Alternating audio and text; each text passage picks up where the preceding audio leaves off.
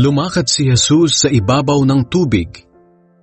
Pagkatapos, pinasakay agad ni Jesus sa bangka ang mga tagasunod niya at pinauna sa bayan ng Betsaida sa kabila ng lawa, habang pinapauwi niya ang mga tao. Nang makaalis na ang mga tao, umakyat siya sa isang bundok upang manalangin.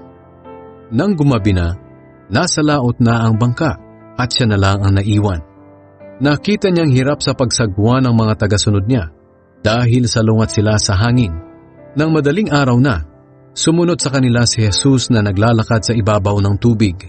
Lalampasan na lang sana niya sila, pero nakita siya ng mga tagasunod niya na lumalakad sa ibabaw ng tubig.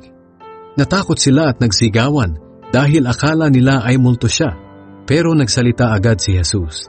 "Ako ito, huwag kayong matakot. Lakasan ninyo ang inyong loob."